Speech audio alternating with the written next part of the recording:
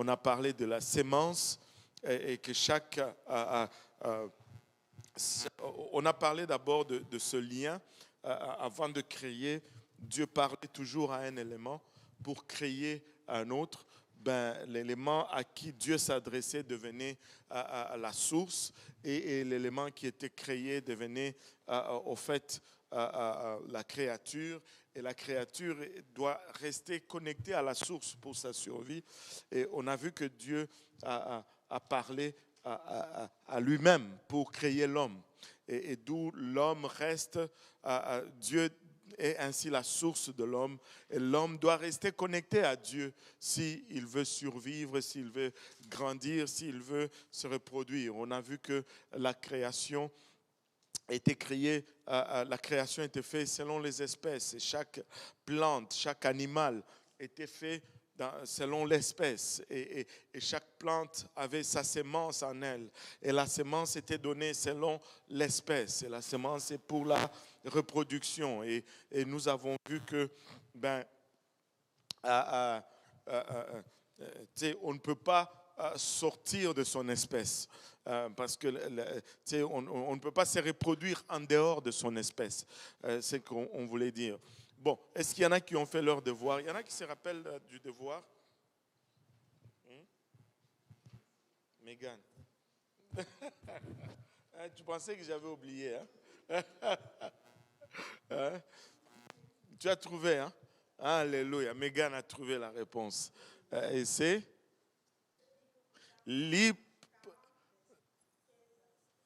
Job 40. Alléluia. Quelqu'un peut nous lire Job 40, versets 15 à 19. L'hippopotame est le premier animal que Dieu avait créé. Et c'est dans votre Bible. Amen. Et c'est cool de voir ces petites choses dans la Bible, n'est-ce pas? Hein? Ça fait plaisir. Alléluia.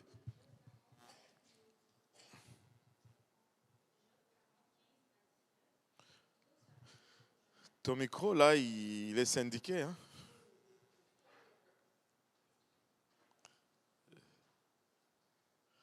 Peut-être qu'il est allumé, mais il est coupé là-bas. On vous a toutes coupées, là.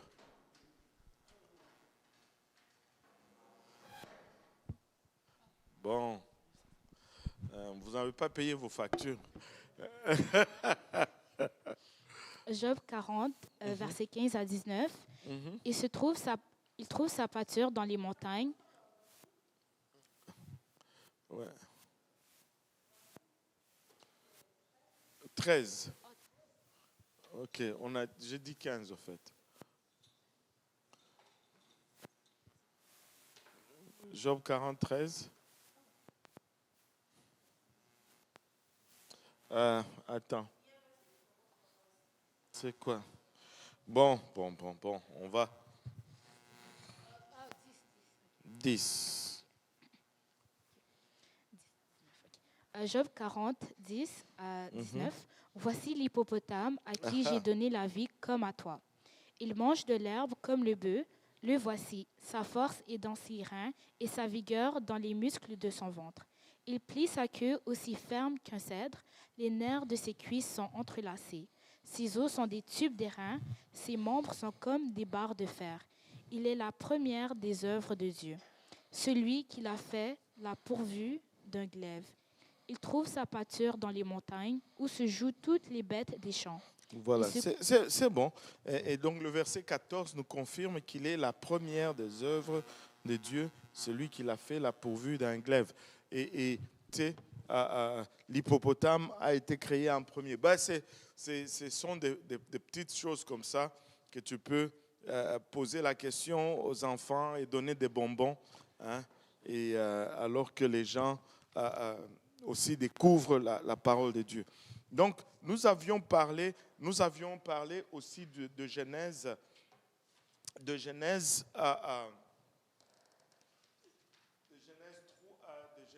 1, 26, et nous avons parlé du vous, enfin du nous, créons l'homme à notre image, et nous avons vu qu'est-ce que cela signifiait. Ce n'était pas un vous de pluralité parce que le verset 27 tombe directement au singulier. On a parlé de cela. Hein? Ouais. Donc, c'était plutôt un vous de majesté. Le verset 26 est au pluriel, le verset 27 est au singulier. Le verset 26 est un discours direct, c'est-à-dire le narrateur nous rapporte les paroles de Dieu telles qu'il les a entendues. Et le verset 27, le narrateur est en train de décrire ce qu'il est en train d'observer. Et il observe un seul Dieu, une seule entité en train de créer l'homme. C'est pourquoi il écrit et Dieu créa l'homme à son image. Il les créa, l'homme et la femme, il les créa à l'image de Dieu. Maintenant, une question que j'ai toujours posée aux parents, et très souvent, les parents ont peur de répondre à cette question parce qu'ils ne veulent pas offenser leurs enfants. Et j'ai souvent demandé aux parents, sœur Georgette, pourquoi est-ce que vous avez eu vos enfants? Et très souvent, les gens vont chercher des réponses très loin. Et j'ai même entendu dire, on a eu les enfants parce qu'on voulait obéir à la volonté de Dieu. J'ai dit, c'est la seule volonté que tu voulais obéir. Toutes les autres volontés, alléluia. Et pourquoi est-ce qu'on fait les enfants, les parents? Il n'y a pas que la sœur Georgette, il y a le frère Jean-Claude, la sœur Carrie, ouais, maman aussi. Le frère Simplice qui vient d'avoir un bébé. Pourquoi est-ce que vous, pourquoi est-ce que vous avez fait les enfants? Pourquoi? La sœur Georgette a triché ma réponse. Alléluia. Les gens vont chercher loin parce que à quoi est-ce que je veux nous amener aujourd'hui? Je veux nous amener à parler de l'arbre de la connaissance du bien et du mal. Et c'est sans équivoque, jusque-là à 100%, quand je pose la question quant à savoir est-ce que Dieu savait-il que l'homme allait manger le fruit? Tout le monde m'a toujours dit oui jusqu'à date. Vous, qu'est-ce que vous me dites? Oui? Donc Dieu savait? Parce qu'il est Dieu, il savait. Amen. Alléluia. Maintenant, pourquoi mettre cet arbre-là alors qu'il sait que nous allons manger et nous allons faillir, nous allons avoir tous ces problèmes? La sœur Jacqueline a chippé parce que ça la dépasse. Pourquoi mettre cet arbre-là? Pourquoi créer même cet arbre? Parce que c'est là la source de tous nos problèmes. Et répondre à cette question, c'est vraiment répondre à la question pourquoi Dieu a créé l'homme. Et quand on répond à la question pourquoi Dieu a créé l'homme, on va avoir la réponse de pourquoi Dieu a mis cet arbre-là. Maintenant, pour savoir pourquoi Dieu a créé l'homme, la seule référence qu'on a, c'est de voir pourquoi nous faisons les enfants. Parce que le type de la création, c'est vraiment la procréation. Nous appelons même cela la procréation. C'est notre type, c'est le plus proche que nous approchons de la création lorsque nous avons des enfants, lorsque nous procréons. Et là, quand nous savons pourquoi nous avons les enfants, nous allons savoir pourquoi Dieu nous a créés. Et si nous savons que nous avons les enfants parce que nous les aimons, nous savons que Dieu nous a créés parce qu'il nous aime. C'est par amour qu'il nous a créés. Amen. C'est parce qu'il nous a aimés qu'il nous a créés. Mais l'amour exige une relation. Je ne peux pas aimer quelqu'un et puis, je ne veux rien avoir avec lui. Quand tu aimes quelqu'un, tu commences à tout faire pour avoir une relation avec lui. N'est-ce pas? Demandez aux jeunes garçons là. Dès qu'il spotte une fille qu'il aime, tout est en marche pour attirer l'attention, créer une relation. Des fois, je me rappelle, oh Seigneur, quand on était jeunes,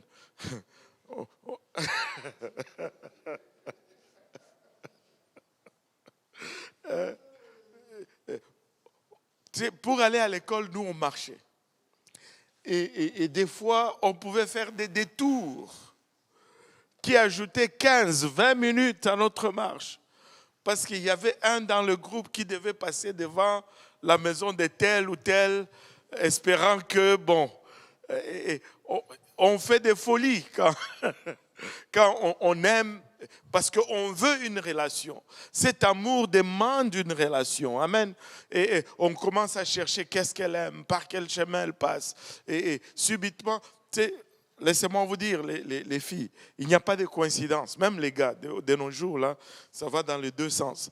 Quand tu commences à voir souvent quelqu'un sur ton chemin, là, ce n'est pas une coïncidence. Il fait exprès.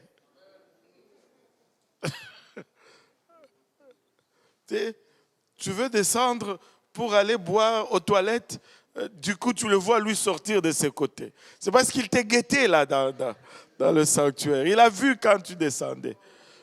Vous pensez que nous sommes nés d'aujourd'hui, hein? Nous sommes passés par là. Nous connaissons, nous connaissons tous vos trucs. Au fond, nous les avions inventés, ces trucs. N'est-ce pas, frère Jean-Claude? Tu commences à croiser tout le temps. Je ne veux pas divulguer le nom. Il y a un frère, aujourd'hui, il a épousé la sœur. Et ils étaient dans le même bâtiment. Et à chaque fois maintenant que la sœur allait pour faire son lavage, du coup, le frère aussi était... il connaissait tous les programmes. Donc, dès que trop de coïncidences, ce n'est plus de coïncidence. Amen. Alléluia.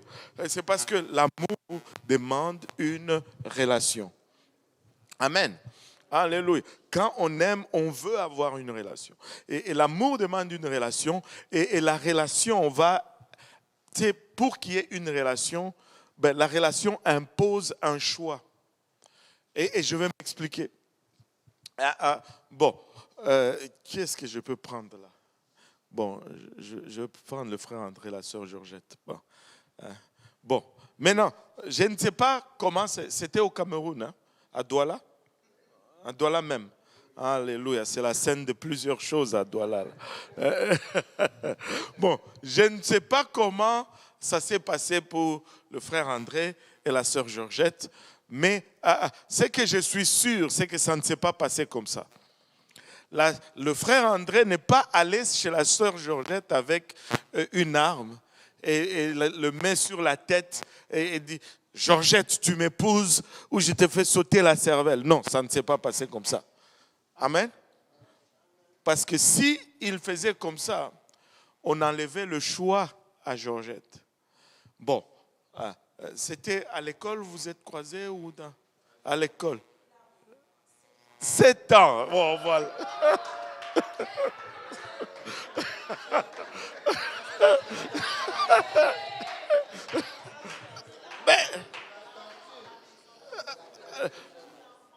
Il est venu l'enfant même de la maison. Man. Et donc, quand tes parents voulaient faire quelque chose, il était le premier là. Aïe, aïe, aïe. Je suis là. Il connaît l'affaire, lui. J'aime cet homme. Ça, c'est un Jacob. Il était prêt à payer 7 ans.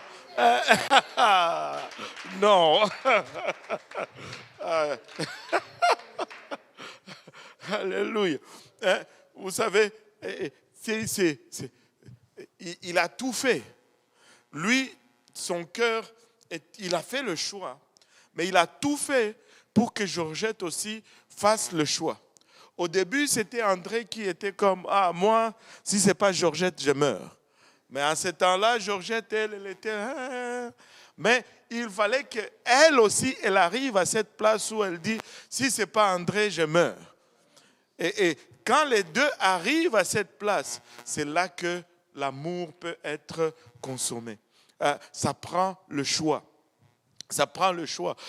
On peut amener ça même sur la cour d'école. Si un enfant va voir un autre et lui dit « je veux être ton ami », aussi longtemps que celui-là ne répond pas « moi aussi je veux être ton ami », il n'y aura pas d'amitié entre les deux. Et l'amour impose le choix. Et parce que Dieu nous aimait et qu'il voulait avoir une relation avec nous, il fallait que nous ayons le choix. Lui, il avait choisi.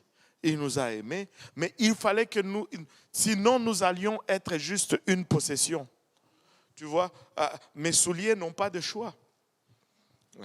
Quand je veux les porter, ils ne peuvent pas protester. Je les porte, et je ne peux pas avoir une relation avec mes souliers.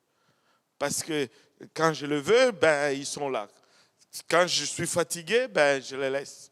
Et bon, ça prend le choix. Et Dieu a mis l'arbre de la connaissance du mal, du bien et du mal, pour donner le choix à l'homme. Il fallait que l'homme choisisse aussi pour que cette relation soit possible. Et là, les gens vont dire, mais comment ça le choix? Et ça, je pense que c'est une place où, tu sais, nous avons échoué à bien enseigner. Les gens vont dire, où est-ce qu'il y a le choix? Il y avait un seul arbre au milieu du jardin. Non, il n'y avait pas un seul arbre au milieu du jardin. Et laissez-moi vous dire, tout d'abord en partant, dans le jardin, il y avait des milliers d'arbres. Amen. Mais lisons, regardons un peu ceci attentivement. Allons voir un peu Genèse. Genèse 2.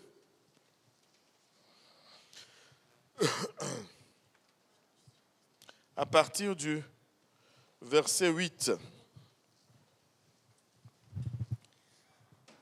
Genèse 2, verset 8. Puis l'Éternel Dieu planta un jardin en Éden, du côté de l'Orient, et il y mit l'homme qu'il avait formé. L'Éternel Dieu fit pousser du sol des arbres de toute espèce agréables à voir et bons à manger, et l'arbre de la vie au milieu du jardin. Et l'arbre de la vie au milieu du jardin. Et puis? Et l'arbre de la connaissance du bien et du mal. Et l'arbre de la connaissance du bien et du mal. Dans le milieu du jardin, il n'y avait pas seulement un seul arbre, il y avait 2 arbres.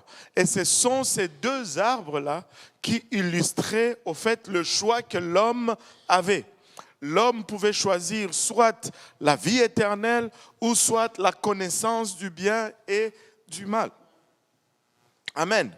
Il y avait 2 choix au milieu du jardin. Amen.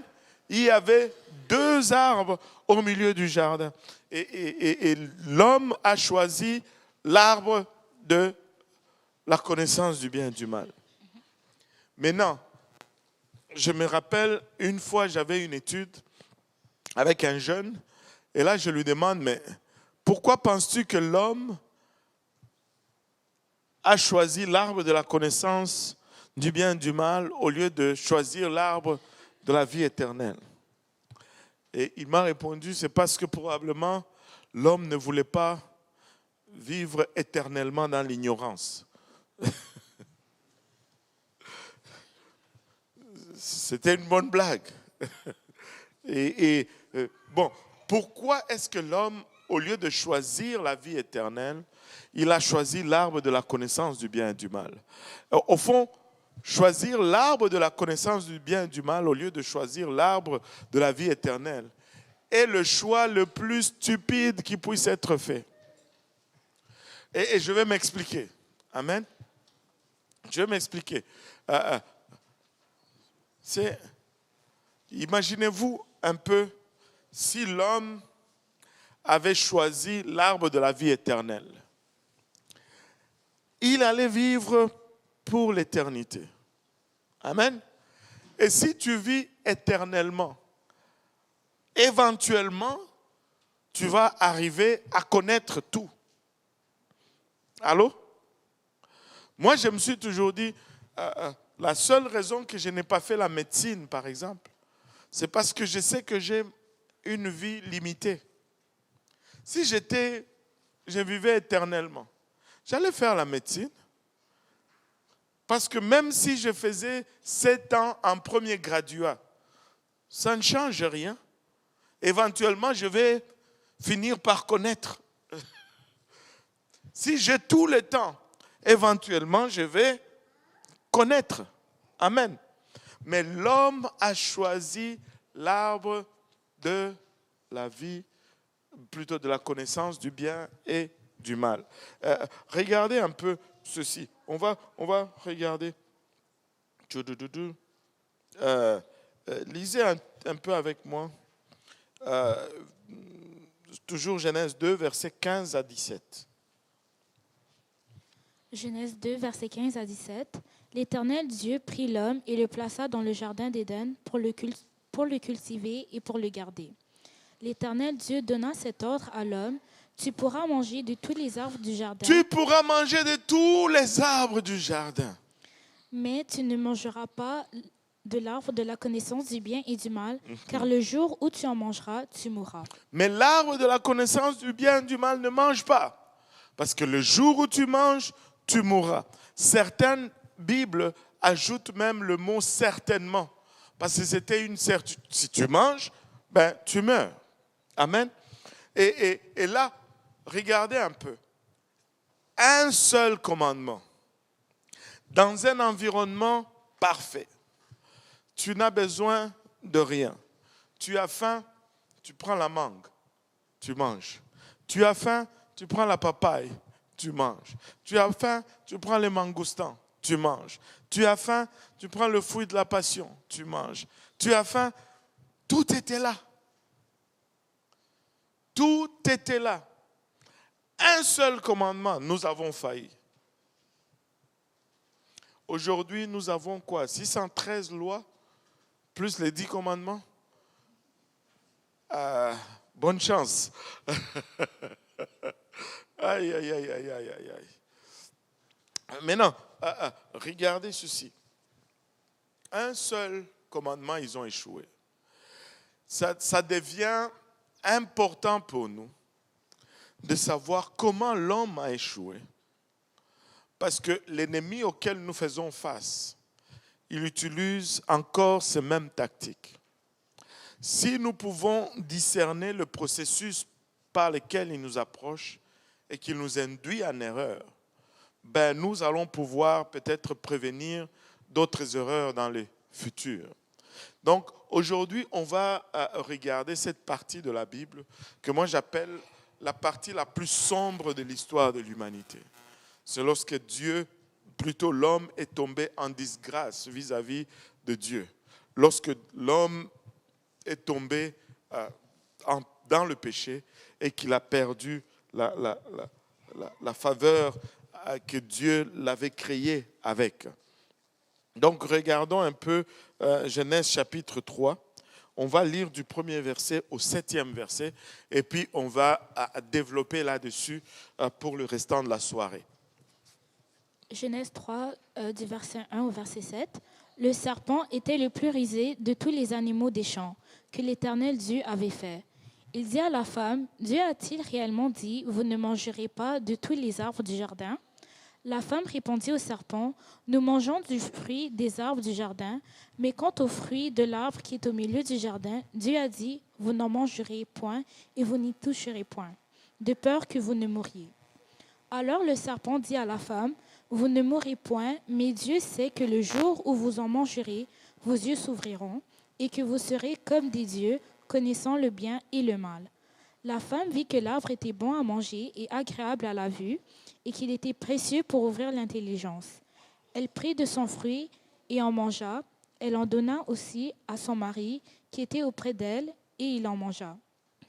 Les yeux de l'un et de l'autre s'ouvrirent. Ils connurent qu'ils étaient nus, et ayant cousu des feuilles de figuier, ils s'enfirent des ceintures. Ils s'enfirent des ceintures.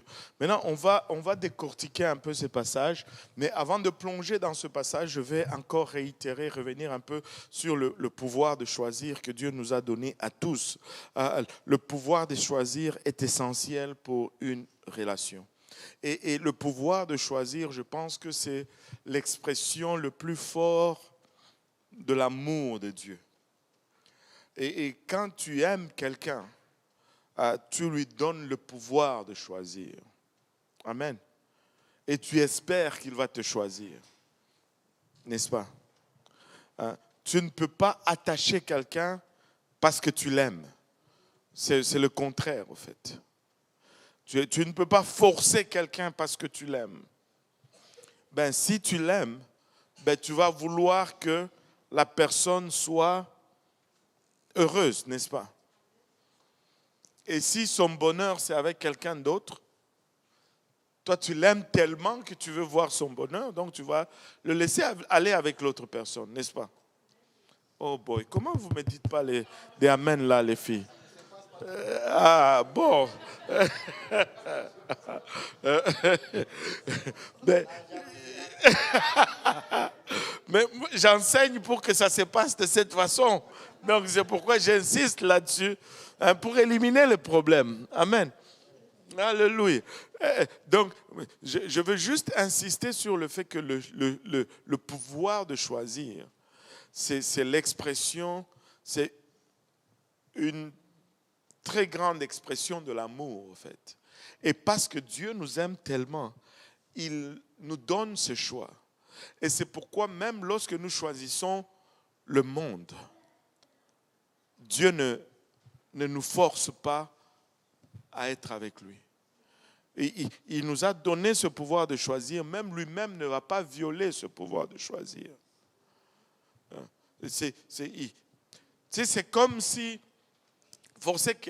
si Dieu nous forçait, c'est comme si on te force à épouser un homme que tu n'aimes pas.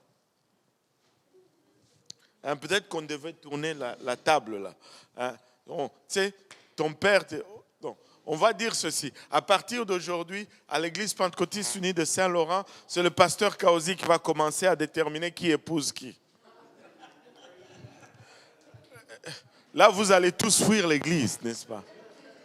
Vous allez tous aller dans une autre église. Et je sais qui je peux choisir pour que tu dises non. Je sais. En tout cas... Je vais vous donner une anecdote, ok? J'ai toujours enseigné ceci, ok? Les copains-copines, là, ça ne marche pas. C'est mondain, c'est pas biblique. Et là, c'est que les filles, surtout les filles, me disent toujours, mais pasteur, comment je vais savoir que c'est lui? Comment je vais savoir que c'est lui?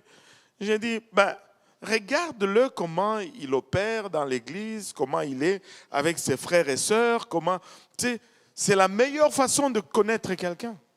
Dès que la personne sait que tu as l'œil sur lui, fini. Elle te montre simplement les cartes blanches là. Elle te montre tout le temps le meilleur. En fait, les affaires de copains-copines ou même les fiançailles, c'est le pire moment où tu n'apprends rien dans ce moment-là. Si tu n'avais rien appris, tu ne vas rien apprendre là. Parce que dès qu'on sait que tu viens, on peigne les cheveux. Dès que tu sais qu'on vient, le parfum, ça change. Amen.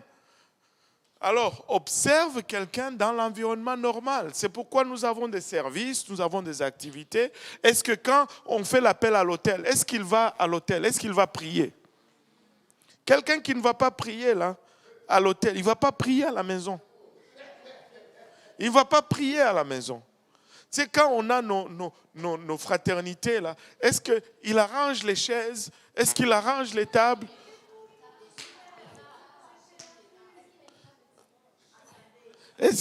Justement.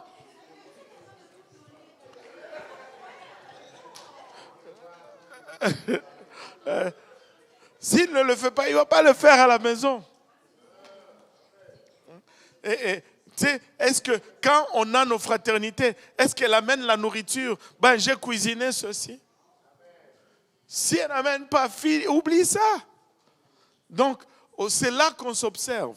Et là, la sœur me pressait, me dit, mais pasteur, mais attends, moi je veux quand même... J'ai dit, ok. Parce que je vous connais tout, je vous connais bien.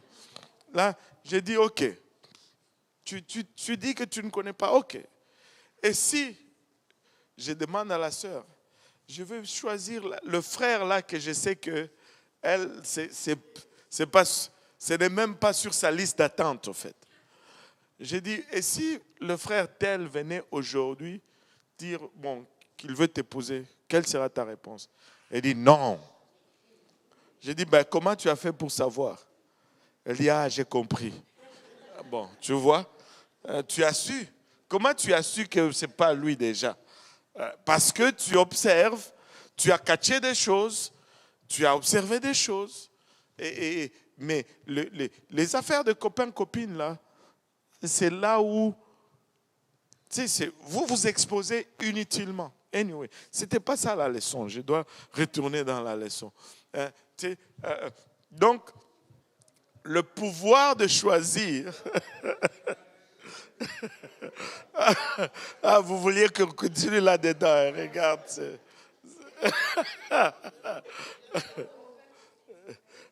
C'est pas bon. C'est pas biblique. C'est pas dans le manuel du Créateur. Là. Bon. Dans le manuel du Créateur, c'est le fiançailles et puis le mariage. Amen. Je ne vois pas d'autres étapes là. Les autres étapes, c'est du désordre. Tu observes la personne, comment... Regardez, je vais vous dire ceci. Si un garçon ne respecte pas ses propres sœurs, il ne va pas te respecter. Et si une fille ne respecte pas ses propres frères, elle ne va pas te respecter non plus. Et c'est aussi simple. Il ne faut pas aller regarder loin là. C'est aussi simple que ça. Oui, papa. Voilà.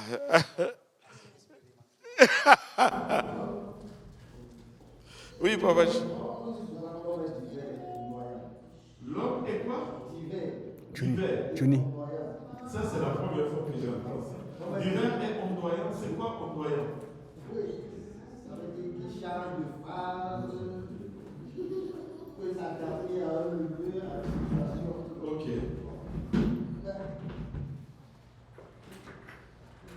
Ah bon, voilà.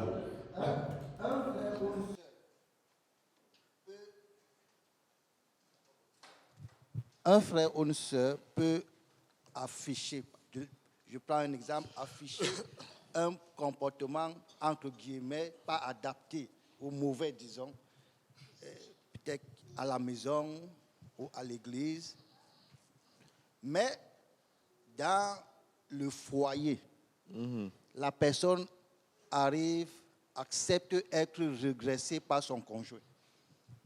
C'est-à-dire que l'homme peut avoir un mauvais caractère vis-à-vis de ses sœurs, mais arriver dans le foyer, son épouse l'amène à comprendre que non, tu dois respecter tes sœurs, tu dois respecter tes parents. C'est possible. Or, si d'avance la sœur observe que le frère il ne respecte pas sa sœur, ses frères, elle dit non. Est-ce que là, on n'enlève pas la possibilité? Parce que là aussi, pour moi, dans le mariage, alors si la sœur réussit à régresser son conjoint en utilisant d'abord elle-même son comportement, si elle est soumise à l'homme, si elle respecte la parole, pour moi, si elle réussit, c'est aussi la gloire à Dieu. Oui, tout à fait. Mais je ne connais pas quelqu'un qui va regarder une fille têtue ou un homme têtu et dit, bon, moi je vais l'épouser parce que je vais le... Moi, je suis un exemple. Oh, parce que je vais le redresser. Non, non, regarde, parce que c'est quoi le principe? Il faut réfléchir, il faut établir les principes. On ne peut pas enseigner les exceptions. Il faut enseigner le bon principe. Maintenant, s'il y a des exceptions, gloire à Dieu. Mais les principes sont ceux-là. Si quelqu'un respecte ses parents, ben, il va respecter aussi son mari, vice-versa. Et si quelqu'un ne respecte pas ses parents, ben, il y a de fortes chances qu'à la maison, là, ça va être aussi la guerre. Mais moi, personnellement, je ne veux pas m'engager dans une guerre en partant. alors que je ne sais même pas si je vais la gagner ou si je vais la perdre. Maintenant, si tu es de ceux qui aiment prendre le risque, peut-être tu vas prendre ce risque-là. Mais bon, si ton cœur est là aussi, que c'est la personne que tu aimes, et c'est ça, c'est pourquoi on dit l'amour est aveugle. Tu vas voir des situations, tu dis ça c'est un accident qui est en train d'arriver là. Mais tu vas conseiller comment ça ne va pas marcher. Quand c'est déjà parti de là, que ça a descendu dans le cœur là, il n'y a plus de raisonnement là. Bon, et puis on prie, on espère pour le meilleur. Et quand ça donne au meilleur, on se réjouit. Mais à la base, on veut faire les choses de la bonne façon. À la base, on veut partir avec des bons fondements. Mais si tout le monde part avec les bons fondements, on est bien. Tout le monde est bien, n'est-ce pas? Et c'est ça.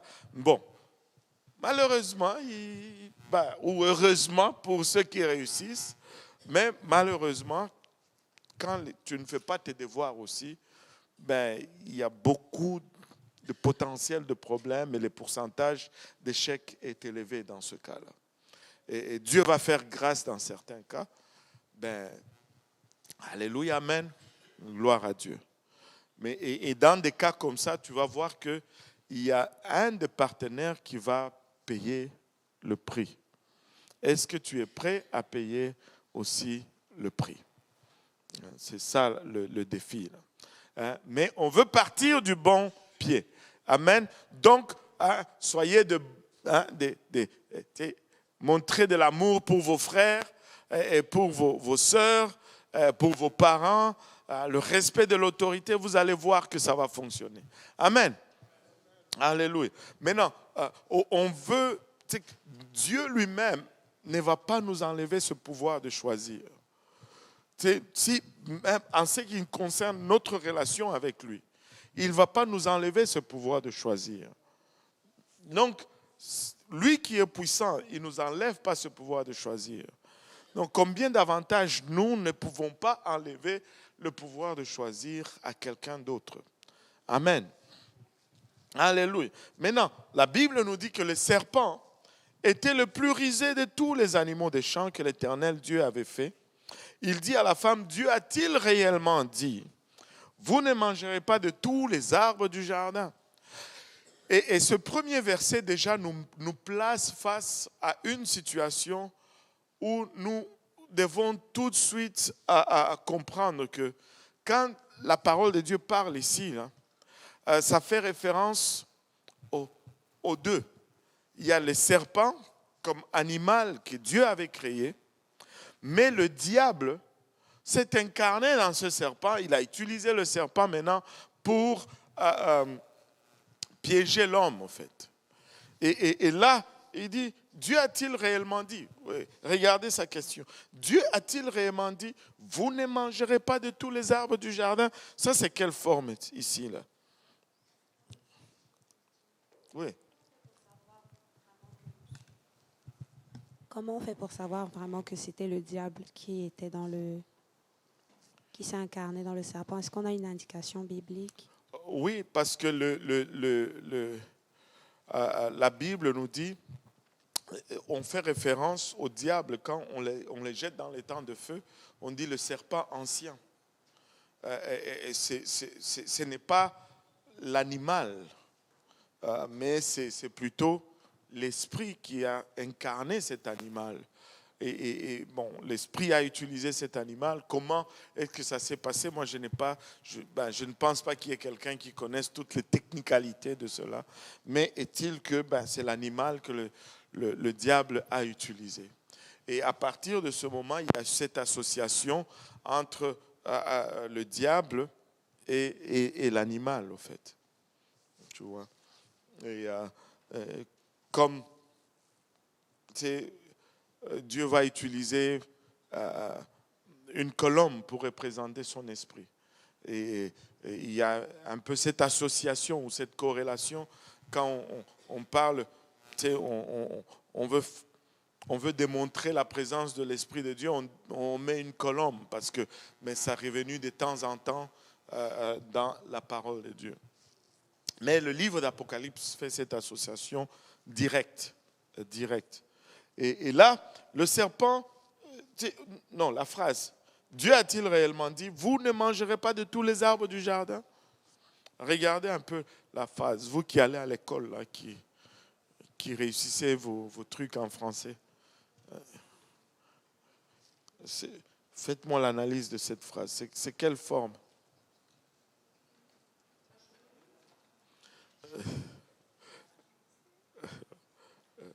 C'est quoi la forme de cette phrase? Pardon? Non. Je cherche autre chose. Rhétorique, je ne sais pas. Pardon? Oui, mais comment on dit à l'école? Forme interrogative. Et puis, interronégative. Vous avez brisé le crayon ou quoi? C'est la forme interronégative. Rhétorique, c'est interronégative?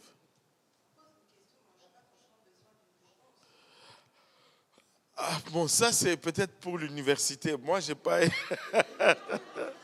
Moi, avec le français, là, c'est.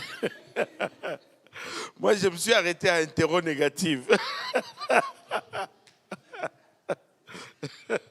C'est interrogative négative.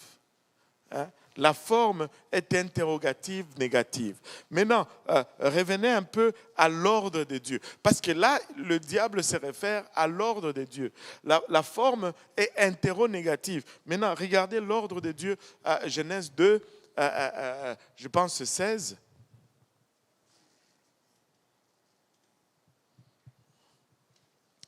L'Éternel Dieu donna cet ordre à l'homme. Tu pourras manger de tous les arbres du Tu jardin. pourras manger de tous les arbres. Mais tu ne mangeras pas de l'arbre de la connaissance du bien et du mal. La forme de l'ordre de Dieu était plutôt positive avec une exception. L'ordre de Dieu était, tu pourras manger de tous les arbres. Affirmatif. Et puis, il dit, mais pas celui-là. Il ajoute une exception. Mais le diable, sa question est négative. C'est quoi le contexte ici? Il y avait un arbre qu'on ne pouvait pas manger, mais c'est ce seul arbre qui porte tout le poids de la question du diable. Alors que pour Dieu, il y avait une multitude d'arbres. Et c'est cette multitude d'arbres que l'homme pouvait manger qui ont porté le sens de l'ordre de Dieu. Et donc, une chose qu'on doit se rappeler, amen, une chose qu'on doit se rappeler, Dieu erre dans le positif, le diable erre dans le négatif. Quand ça commence à être trop négatif, demande-toi vraiment si c'est encore dans la direction de Dieu. Et là, la question du diable aussi, elle est, comment est-ce que je peux dire? Elle est ouverte, mais ça ne semble pas trop, pas mal posée, mais elle est versatile, si c'est le bon français, je ne sais pas, mais sinon vous allez me corriger. Qu'est-ce que je veux dire par là? C'est que tu pouvais répondre oui, ou tu pouvais répondre non. Peu importe ce que tu veux, ça va. Parce que la femme pouvait dire, non, nous ne pouvons pas manger de tous les arbres du jardin. Et ça aurait été une bonne réponse. Elle pouvait aussi dire, oui, nous pouvons manger de tous les arbres du jardin. Ça pouvait être aussi une bonne réponse. Parce que Dieu a dit, vous pouvez manger de tous les arbres du jardin, sauf un. Donc, elle pouvait aller soit dans un sens, soit dans l'autre pour répondre à cette question. Et ça crée de la confusion. Et le diable pose une question basée sur les négatifs. Un seul arbre dans le jardin donne direction à la question. On ignore toutes les autres choses qui sont positives. Un seul. Et c'est ce qui porte tout le poids de la question. Et le diable il continue à faire cela même aujourd'hui dans l'Église. Il y a tellement de choses que nous pouvons faire et prendre plaisir dans cela, mais on va toujours vous pointer ce que Dieu dit, ne faites pas. Regardez, il y a de ces choses que Dieu dit non, ne faites pas, et parce qu'il y a une bonne raison, et ce n'est pas bien pour nous. Mais nous ne pouvons pas nous arrêter sur ça ou ignorer toutes les bonnes choses que Dieu nous permet de faire. Amen. Alléluia.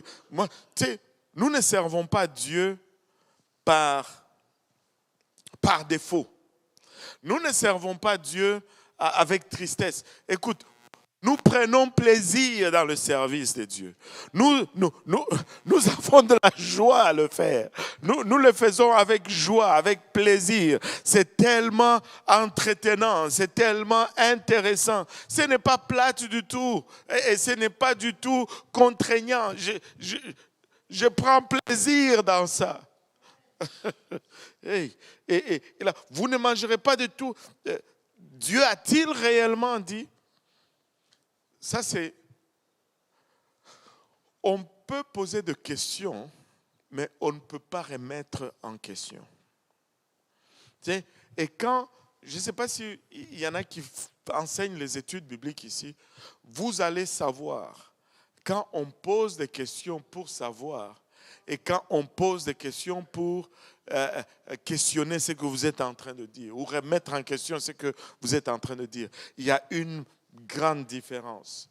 Et le diable était en train de remettre en question l'ordre de Dieu. Maintenant, regardez la réponse de la femme. La femme répondit au serpent, « Nous mangeons du fruit des arbres du jardin. Jusque-là, ça va. » Et puis elle dit, « Mais quant au fruit de l'arbre qui est au milieu du jardin, Dieu a dit, vous n'en mangerez point, ça va. Et vous n'y toucherez point. » La lumière jaune s'allume. Alléluia. Parce que Dieu n'a jamais dit, n'est pas touché. Allô? Et il dit, de peur que vous ne mouriez. Là, la lumière rouge s'allume. Pourquoi? Parce que de peur que vous ne mouriez, c'est une probabilité. Ne fais pas ça de peur que, ne conduis pas vite, de peur que tu n'aies un accident. Ça veut dire que si tu conduis vite, tu peux avoir un accident. Ce n'est pas tu vas avoir un accident. Mais Dieu n'a pas dit tu peux mourir. Dieu a dit tu vas mourir. Elle est partie d'une probabilité, d'une certitude à une probabilité. Elle a retranché à la parole de Dieu. Elle a d'abord commencé par ajouter et puis après elle a retranché. Elle a dit vous n'y toucherez point. Dieu n'a jamais parlé de toucher à l'arbre. Et puis elle dit de peur que vous ne mouriez. Non, Dieu a dit vous allez mourir certainement. Et là, le diable a vu que elle ne connaissait pas l'ordre de Dieu et il a donné le coup fatal. Et il a donné plutôt le coup fatal. Alors le serpent dit à la femme, vous ne mourrez point. Le contraire de ce que Dieu a dit. Il commence toujours par remettre en question et il infuse du négatif là-dedans et il vous amène à la place du contraire de ce que Dieu a dit. C'est pourquoi il ne faut pas écouter n'importe quoi. C'est pourquoi, écoutez, la foi vient de ce qu'on entend. Et si tu entends quelque chose, tu vas croire dans cette chose. Et tu dois filtrer ce que tu écoutes. Tu n'écoutes pas n'importe quoi. Allô? Alléluia. Vous ne mourrez point. Mais Dieu sait que le jour où vous en mangerez, vos yeux s'ouvriront et que vous serez comme des dieux, connaissant le bien et le mal. Voici un mensonge qui dure depuis 6000 ans maintenant, mais qui fonctionne encore parce que c'est le mensonge sur lequel est basée toute promotion, toute publicité, tout ce qu'on vous fait acheter là qui est inutile. C'est basé sur ça. Gaspillez pas votre argent. Amen. vous serez comme des dieux. Regardez, si nous retournons au verset 26, là, qu'est-ce que Dieu a dit? Non, donnez-moi le verset 27 plutôt. Genèse 1, 27. Genèse 1, 27, pardon.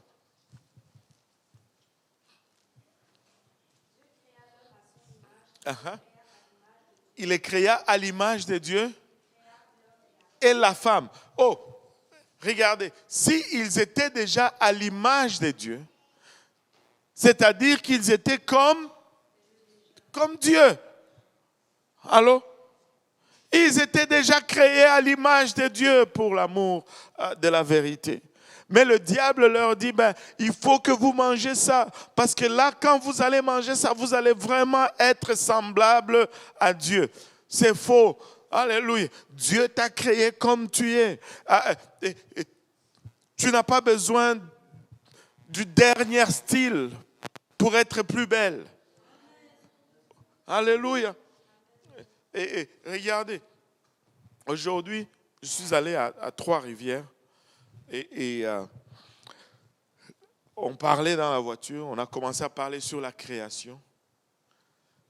Et on s'est dit ceci. Dieu a créé toute personne belle.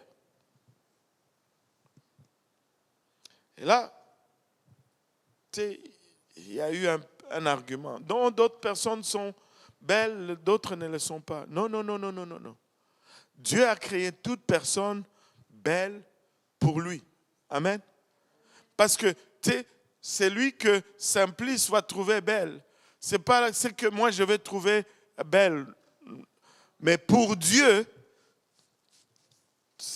tout le monde est beau. Amen. Allô?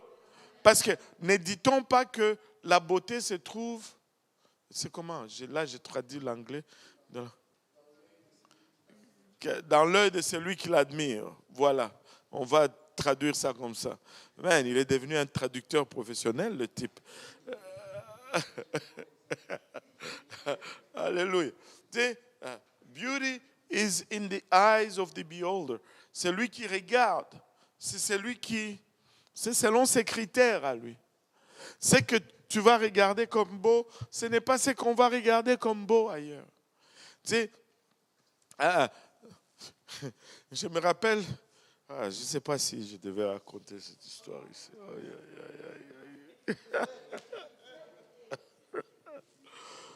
Aïe. Bon, c'est peut-être pas sage. Bon.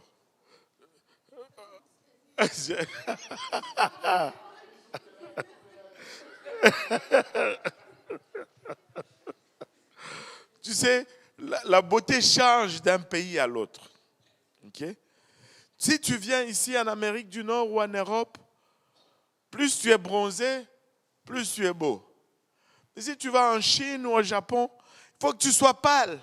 Plus tu es pâle, la peau presque blanche là, waouh, ça c'est la beauté. Amen. Tu vas chez nous en Afrique. Plus tu as du poids, des rondeurs, ça c'est la beauté. Mais tu viens ici, c'est plus tu es maigre, plus tu es beau. Mais finalement, on va aboutir où? Aide-nous, aide-moi quelqu'un. Tu sais, tu viens chez nous, tu vas chez nous, les femmes qui ont des poils aux pieds là, waouh, ça c'est la beauté. Mais vous venez ici, voilà vos réactions. Qui a dit? Vous venez ici, il faut enlever toutes les poils parce que ce n'est pas beau. Il faut un laser même. On va jusqu'au laser. On ne se donne même pas la chance. Aïe. On va tuer même les racines. C'est radical. Tu sais, c'est comme, on ne peut pas dire que, ça c'est... Non. Dieu a créé bon. Amen.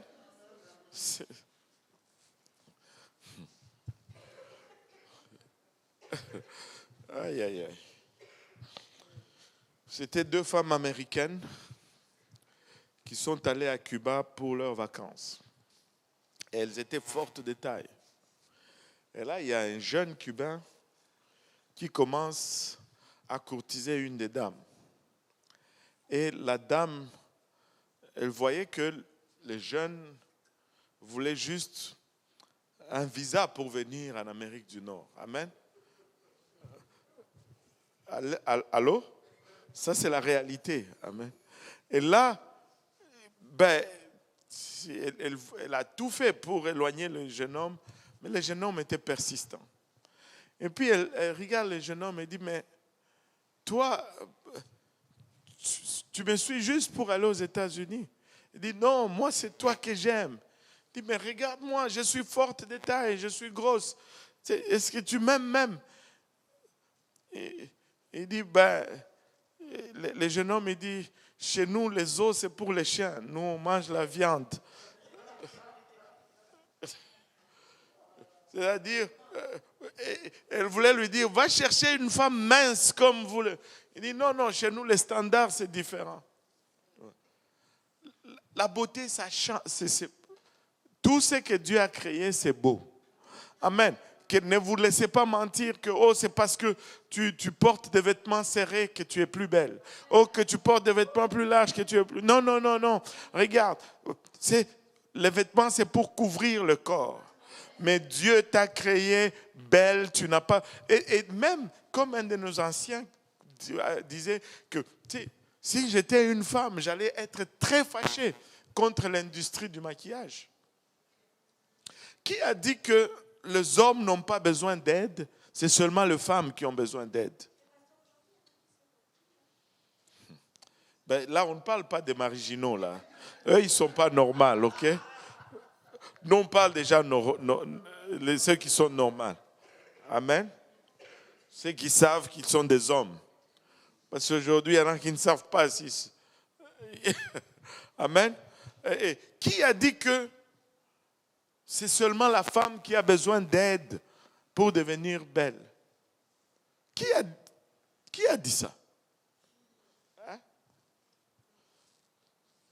Le peuple de Dieu, c'est le peuple le plus beau sur la face de la terre. Amen. Et il dit, n'achetez pas ce mensonge. Et toute publicité est toujours basée sur ça. Ouais, ça te prend ça. Si tu as ça, là, tu vas être vraiment celle que tu veux être. Mais tu vas réaliser que tu es déjà celle que tu dois être. Et tu vas prendre ça, mais ça ne va pas ajouter rien. Ça vide seulement ta poche. Et là, tu vas aller chercher. C'est quand autre chose va venir. Ça prend le Apple Watch. Si tu n'as pas le Apple Watch, tu n'es pas in. Tu as le Apple Watch. Là, ça prend les Fitbit. Voilà, ça prend le Fitbit. Si tu n'as pas le Fitbit, tu n'es pas in. Il y a toujours quelque chose. Maintenant, ce sont les boucles d'oreilles là dans les trous des oreilles. Ça, ce sont des boucles d'oreilles là. Tu les vois avec des boucles d'oreilles partout. Tu dis, c'est quoi? Oh non, ce sont ces choses. Seigneur, aide-nous avec ça. Alléluia.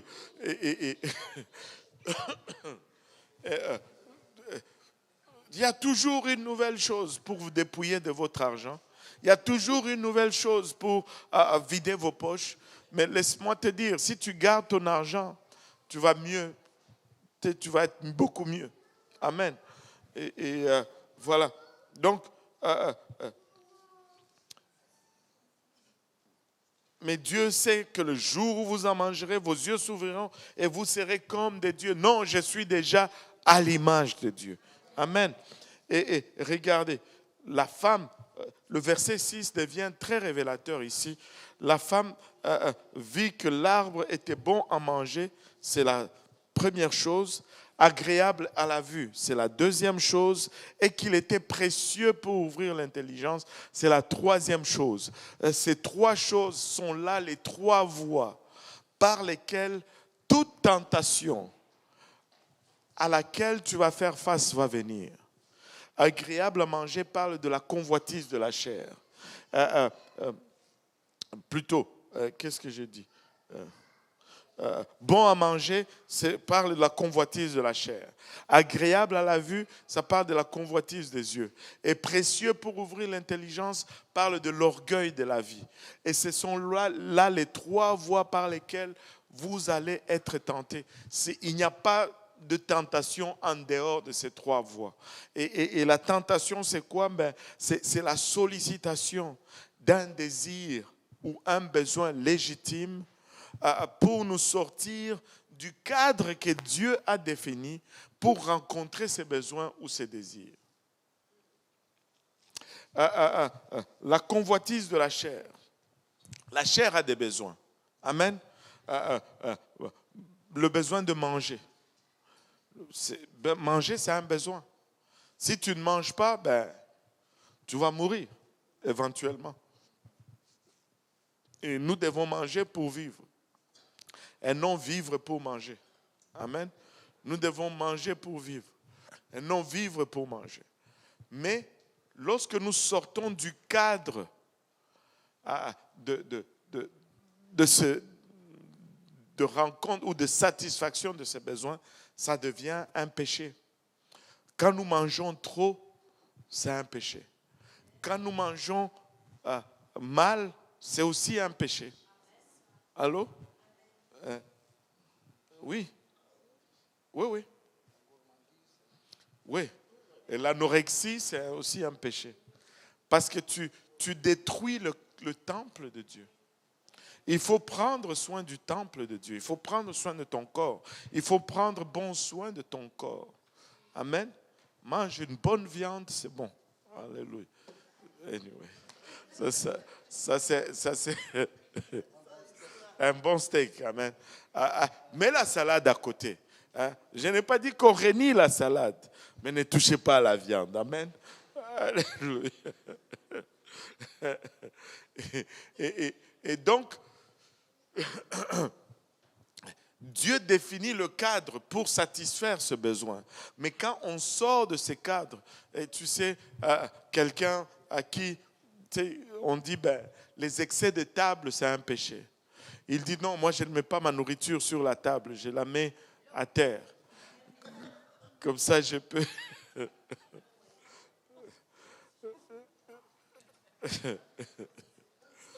Alléluia, amen, gloire à Dieu. Mais il y a un cadre pour satisfaire le besoin. Le besoin ou le désir n'est pas un péché, mais la satisfaction ou la rencontre de ces besoins doit être faite dans le cadre que Dieu a défini. Et il y a beaucoup d'autres besoins, d'autres désirs dans la chair. Bon, comme il y a des enfants, on va en parler après. Amen. Alléluia. Mais il y a toujours un cadre, amen, pour satisfaire un désir. Amen. Et sortir du cadre est un péché. La convoitise des yeux. Waouh. Et je pense que ça, c'est un des problèmes les plus fréquents. Et beaucoup de péchés viennent par les yeux. Nous allons convoiter les choses parce que nous les voyons. Amen. Tu vois la belle robe, oh, moi aussi j'en veux une. Tu vois la belle voiture, oh, moi aussi j'en veux une. Tout ce que tu vois, j'en veux. Mais les yeux ne nous aident pas beaucoup. Amen. Les yeux ne nous aident pas beaucoup.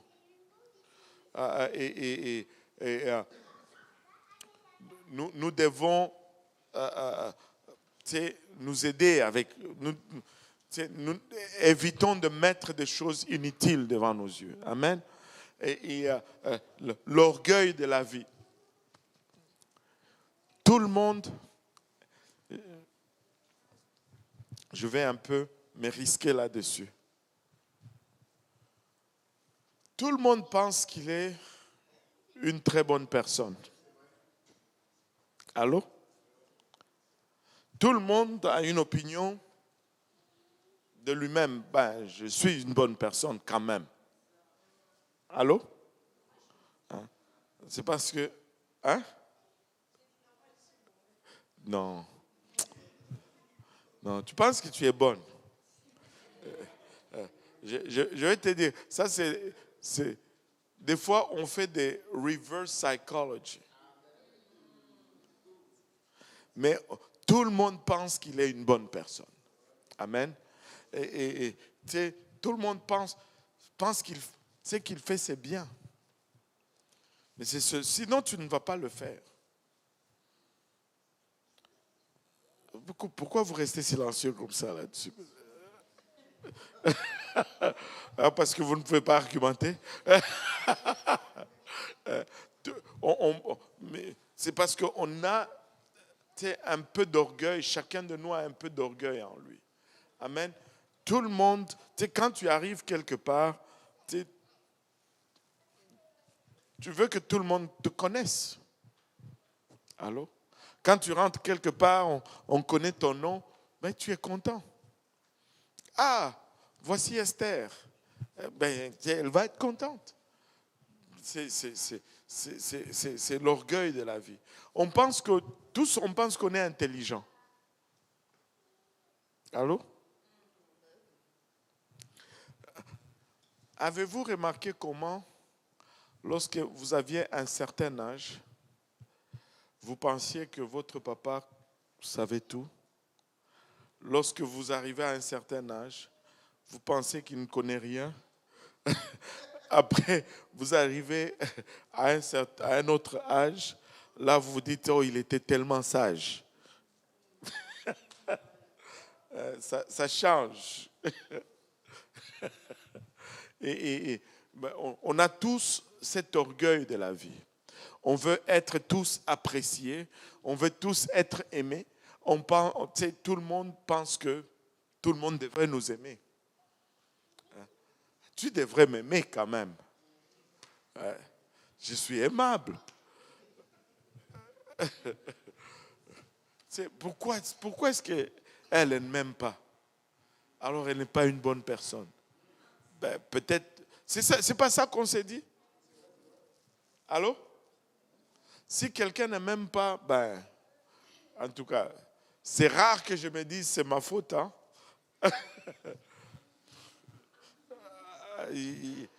Est-ce que j'exagère ou...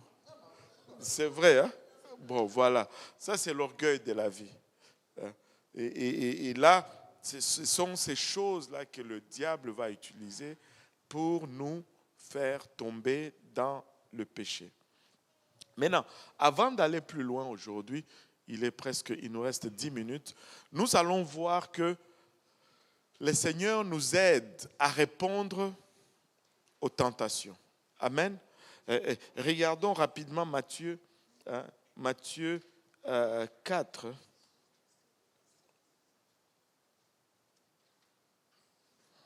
Là, Jésus vient de finir son jeûne de 40 jours et 40 nuits dans le désert. Il sort du jeûne et il devait être chaud là, spirituellement au top. Mais la personne qu'il rencontre en premier, c'est le diable. Amen. On va lire maintenant ce qui va se passer. Alors, à partir du verset 1, je vais t'arrêter de temps en temps. Okay. Alors Jésus fut emmené par l'Esprit dans le désert pour être tenté par le diable. Après avoir jeûné 40 jours et 40 nuits, il eut faim. Le tentateur s'étant approché, lui dit, « Si tu es fils de Dieu, ordonne que ces pierres deviennent des pains. » Jésus répondit, « Il est écrit, l'homme ne vivra pas de pain seulement, mais de toute parole qui sort de la bouche de Dieu. » Première tentation, il avait faim. Si tu es le Fils de Dieu, change ces pierres en pain. Et ça, c'est la convoitise, la convoitise de la chair. La chair a faim, la chair a un désir. Il faut répondre à ces désirs. Et en passant, il a été tenté combien de fois? 3 fois. Ben, ce sont là les 3 voies de tentation. La première tentation, convoitise de la chair. Change les pierres en pain et mange. Et le Seigneur répond, ben, il est écrit que l'homme ne vivra pas seulement de pain, mais de toute parole qui sort de la bouche de Dieu. Et il y a plusieurs leçons que nous pouvons tirer de cette première tentation. La première des leçons, c'est que la puissance de Dieu, ce n'est pas pour une satisfaction personnelle. Allô? Quand Dieu nous donne des dons, c'est pour le bien de l'Église. C'est pour le bien commun, pas pour le bien personnel. Amen. On regardera cela quand on va arriver au livre de Corinthiens. Jésus pouvait changer le pierre en pain et avoir du pain et manger. Et c'était légitime parce que il avait faim. Mais tu ne vas pas utiliser la puissance de Dieu pour te servir personnellement. Et ça, c'est monnaie courante aujourd'hui dans le monde chrétien. Et beaucoup de gens se servent de la parole de Dieu pour s'enrichir eux-mêmes. Ils vont se servir de la parole de Dieu pour leur propre bien-être. Mais non, on se sert de la puissance de Dieu pour servir les autres. Et regardez, vous qui aimez la musique, là, je sais que vous êtes tous en âge passé, là, ce n'est pas de votre époque, mais de notre époque, je souligne toujours ceci pour illustrer le danger de la musique. Surtout aux jeunes, quand on leur dit n'écoutez pas n'importe quelle musique, c'est une chanson qui parle de l'amour. Il n'y a rien de mal là-dedans. Mais non, ça ne parle pas du bon amour. Hein? C'est qu'il y a toujours des messages cachés qui te corrompent sans que tu ne réalises. Quand nous, on était petits, dans les années 80, il y avait une famine en Éthiopie. Est-ce qu'il y en a qui se rappellent de la famine en Éthiopie? Alléluia. Et là, les artistes, les musiciens américains se sont mis ensemble et ils ont sorti un album. Vous vous rappelez du titre de l'album? We Are the World. We Are the World. Ça, c'était le titre de l'album. Vous connaissez? Mince. Alléluia.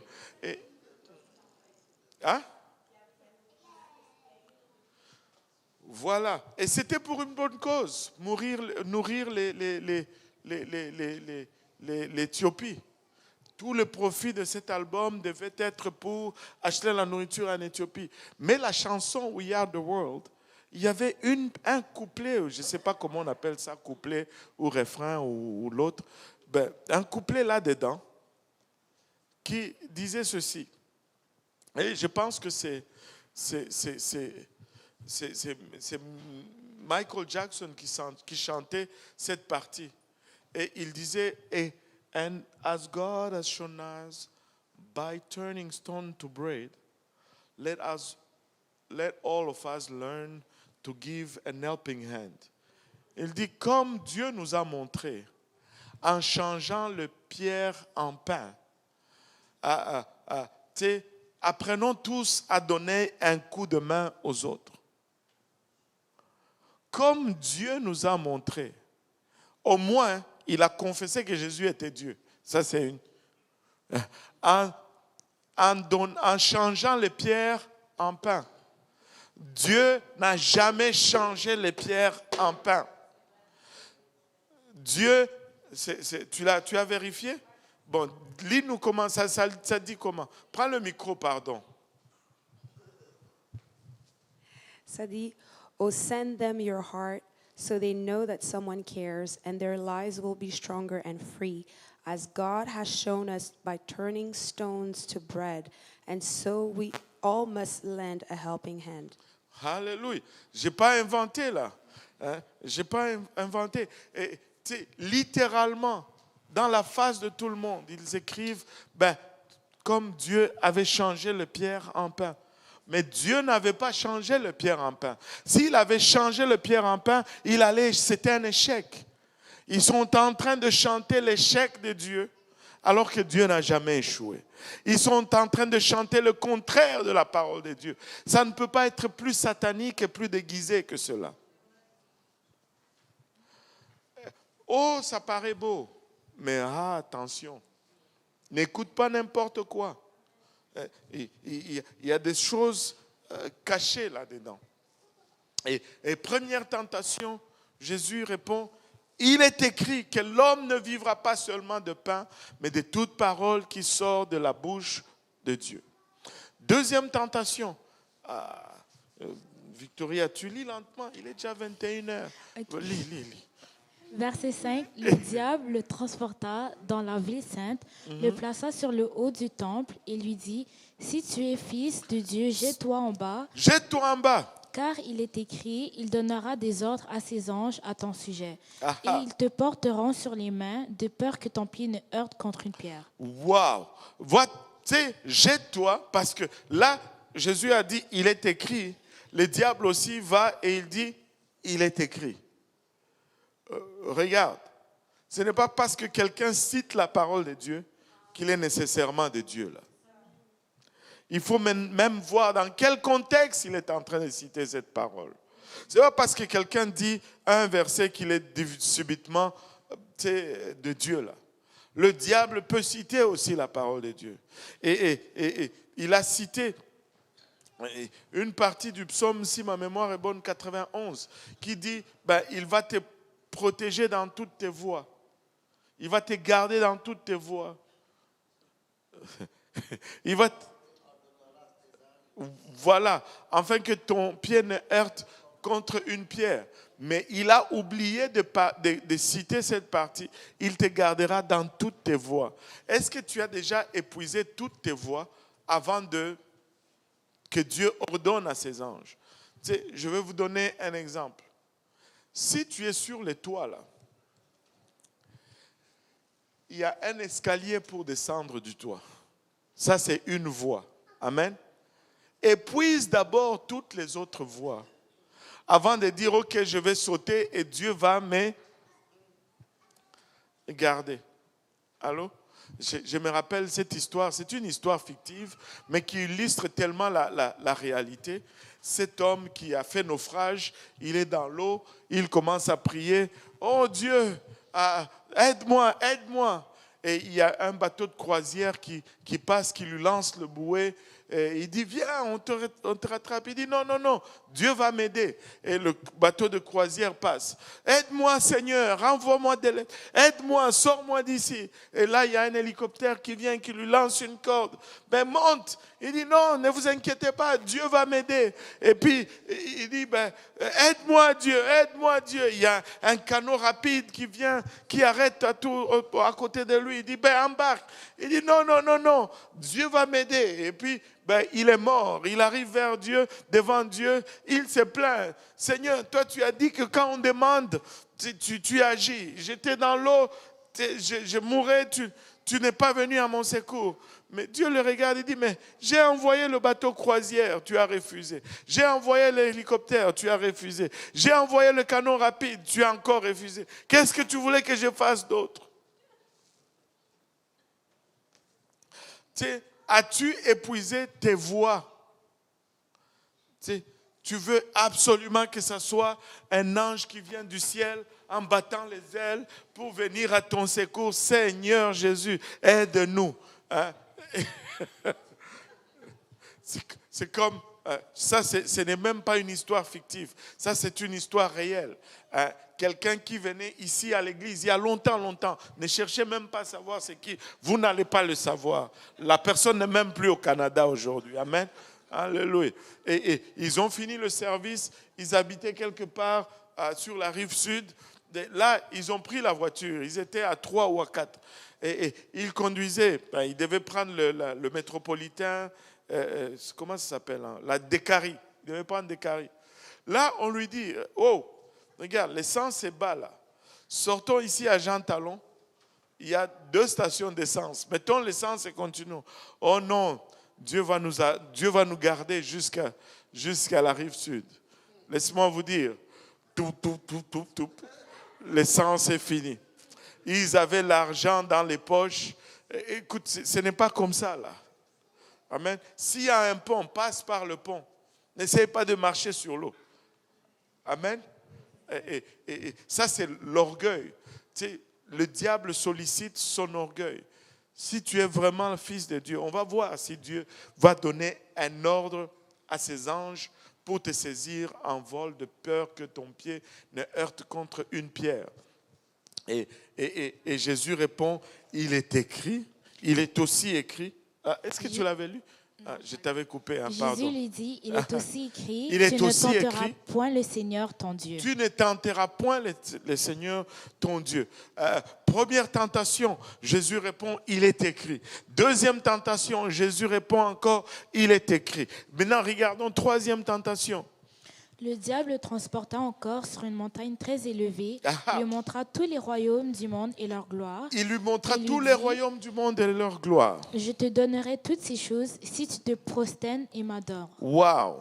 Waouh! Jésus- Pause. Le livre de Luc est encore plus précis là-dessus. Le livre de Luc nous dit, regarde. Le diable lui dit, regarde toutes ces richesses et ce royaume. Je te le donne, la convoitise des yeux. Il met toute la gloire de la terre devant ses yeux. Et il lui dit, si tu me prosternes et m'adores, je te donne tout ceci. Remarquez que Jésus ne va pas argumenter avec lui et dire, mais comment tu peux me donner ce qui n'est pas à toi?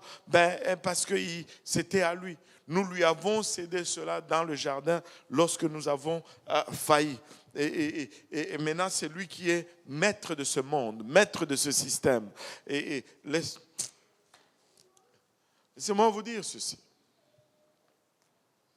Je faisais une étude biblique avec un jeune, peut-être une jeune, qui a un peu de talent dans le sport. Et j'étais en train de la mettre en garde contre la recherche de la gloire mondaine. Vous pouvez être en désaccord avec moi, mais les sports professionnels, ce n'est pas pour un chrétien. Je ne dis pas que faire du sport, c'est mauvais. Mais tu ne peux pas faire du sport ton gagne-pain. Tu peux pas être dans des choses glorieuses de ce monde. Le diable, la gloire de ce monde appartient au diable. Pour qu'il t'en donne une partie, il faut que tu lui donnes quelque chose en échange.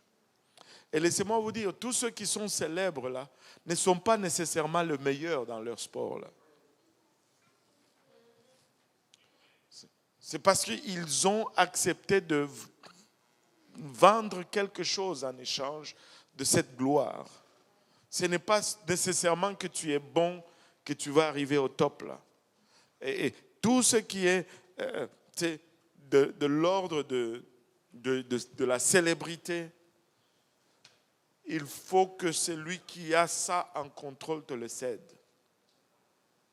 Il faut qu'il te le cède. Et il te cède une partie. À contrepartie, il faut que tu lui donnes son âme. Ton âme, en fait. Anyway, on parlera peut-être de ça à une autre occasion. Le temps est parti. Et là, il lui dit, regarde, la convoitise des yeux. Je te donne tout ça. Oui, continue. Jésus lui dit, Jésus lui retire-toi, dit, Satan, Ah car ah. il est écrit, tu adoreras le Seigneur ton Dieu et tu le serviras lui seul. Tu adoreras le Seigneur ton Dieu et tu le serviras lui seul. Encore une fois, il est écrit. Première tentation, convoitise de la chair, il est écrit. Convoitise l'orgueil de la vie, il est écrit. Convoitise des yeux, il est écrit. Pour toutes les trois tentations, le Seigneur a répondu, il est écrit, il est écrit, il est écrit. Qu'est-ce qu'il était en train de faire? Le Seigneur pouvait pulvériser le diable juste avec un claquement de doigts. Il pouvait le transformer à un grain de sable dans ce désert-là. Mais il a choisi de nous montrer une autre voie pour le vaincre. Parce que s'il avait pulvérisé, imaginez-vous un peu aujourd'hui, quelqu'un qui vient nous contrarier, nous les pulvérisons aussi. Parce qu'il est en train de nous montrer comment répondre. Amen. Alléluia. On n'appelle pas la foudre sur quelqu'un. Amen. Alléluia.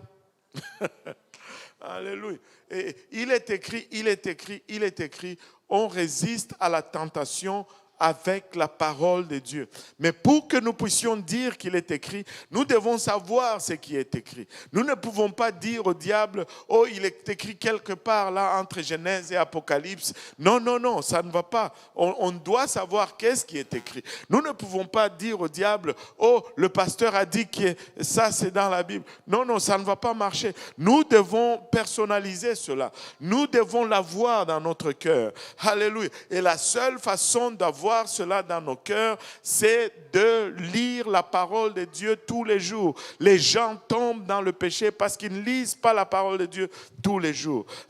Psaume 119, verset 11, le dernier verset qu'on va lire aujourd'hui. Psaume 119, verset 11. Je serre ta parole dans mon cœur afin de ne pas pécher contre Je toi. serre ta parole dans mon cœur afin de ne pas pécher contre toi. Il faut que cette parole soit dans les cœurs. Et la seule façon de rentrer cette parole dans le cœur, c'est de la lire tous les jours. Ne va pas mémoriser la parole de Dieu. Oh, c'est bon de mémoriser certains versets. Mais si tu la lis tous les jours, ça va rentrer en toi. Tu vas digérer cette parole. Tu vas la consommer. Et elle va faire partir de toi. Et lorsqu'elle devient... il faut que tu aies une expérience avec la parole de Dieu. Il faut qu'elle devienne, qu'elle part de logos à rhéma. C'est-à-dire, quand tu lis la parole de Dieu, Dieu va faire réjaillir certains versets. Certains versets vont te parler particulièrement. Et ça va rester imprégné en toi. Mais ça, c'est une arme que Dieu te donne pour le jour de l'épreuve, le jour de la tentation. Et quand ce jour-là va venir, tu vas pouvoir sortir cette parole et l'utiliser contre l'ennemi. Ce n'est pas par les chansons qu'on va échapper à la tentation. Tu peux chanter comme tu veux. Ce n'est pas ça qui va t'aider. C'est avec la parole de Dieu qu'on combat. Vous savez-vous pourquoi la parole de Dieu est puissante? Parce que la parole de Dieu, c'est Dieu. Jean 1, au commencement était la parole était avec Dieu et la parole était Dieu. Alléluia. Et quand nous avons la parole, nous avons Dieu. Et quand nous avons Dieu, nous sommes invincibles. Alléluia. Mettons la parole de Dieu dans nos cœurs, méditons-la tous les jours, lisons-la tous les jours, qu'elle reste en nous. Un enfant de Dieu doit lire sa Bible de Genèse à Apocalypse au moins une fois chaque année. Au moins une fois chaque année. Au moins une fois chaque année. Amen. Alléluia. Et donc, on va arrêter là pour aujourd'hui. Adam, et la femme a pris le fruit, elle en a mangé, elle en a donné aussi à son mari. Les femmes, est-ce qu'on vous a déjà accusé en disant que c'est de votre faute si nous nous sommes retrouvés ici, parce que c'est vous qui avez mangé le fruit? Est-ce qu'on vous a déjà accusé de cela? Si ce n'était pas vous, il y en a même qui disent, le jour où je vais aller au ciel, je vais dire 2 mots à Ève. Regarde, tu n'iras pas au ciel avec une attitude comme ça. Si tu n'es pas capable de pardonner à quelqu'un d'il y a 6000 ans, tu ne vas pas aller. Tu gardes une rancune pendant 6000 ans. Tu vas aller où? Non. Tu ne vas pas y arriver au ciel. Il faut pardonner. Amen. Il faut pardonner. Et en passant, les hommes là, les femmes, écoutez-moi d'abord pour un moment. Si un homme vient et te dit c'est de votre faute, dis-lui, va lire ta Bible encore. Amen. Et parce que ce n'était pas la faute de la femme. En fait, le premier à avoir fauté, ça se dit ça? Le premier à avoir fauté, c'était l'homme. On va voir ça. D'abord, relis un peu le verset 6. Genèse 3, verset 6. Oh, my goodness. Désolé, j'ai dit que c'était le dernier verset, mais bon. La femme vit que l'arbre était bon à manger, Uh-huh. agréable à la vue, Uh-huh. et qu'il était précieux pour ouvrir l'intelligence. Uh-huh. Elle prit de son fruit Uh-huh. et en mangea. Uh-huh. Elle en donna aussi à son mari Uh-huh. qui était auprès d'elle. Qui et était il en où? mangea. Qui Auprès était d'elle. où? Près d'elle. Donc cet homme-là, il était à côté de sa femme. Le diable parlait à sa femme, lui n'a rien dit. Elle a fait tout, il a fait tout son discours, son baratin. Il n'a même pas défendu sa femme. Non, on ne veut pas de tels hommes. Un homme défend sa femme. Tu ne laisses pas n'importe qui parler à ta femme.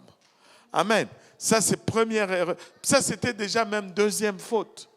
Parce que la première faute se trouve dans Genèse 2, chapitre 15. Chapitre 2, verset 15. L'Éternel Dieu prit l'homme Uh-huh. et le plaça dans le jardin Dans d'Éden le jardin, pour pourquoi? le cultiver Pour et le pour cultiver et pour le... garder. Pour le cultiver et pour le cultiver, c'est entretenir le jardin. Ça, c'était le premier travail. Donc, le premier emploi que nous avons eu, c'était jardinier. Amen. Non, ne vous moquez pas des jardiniers. Alléluia. Et le deuxième travail, c'était pour le garder. C'est-à-dire, ça c'est un mot, un terme sentinelle. Il devait faire la garde. Il devait empêcher quelqu'un d'entrer dans le jardin. Donc quand le diable est entré dans le jardin, là, l'homme avait déjà failli à sa première responsabilité. Là, oui, je vais juste finir ceci. Ouais, ok, pause ça. 1 Timothée 2, 14. Ouais, lis-le. Ah, tu vois, les anglophones viennent causer du trouble au Québec ici, là. 1 Timothée 2,14 en français. Ouais, on va dire 1 Timothée 2, 14. Ça dit, et Ouais. ce n'est pas Adam qui a été séduit, c'est la femme qui séduite s'est rendue coupable de transgression. Ah oui, ouais, c'est vrai. La femme a été séduite.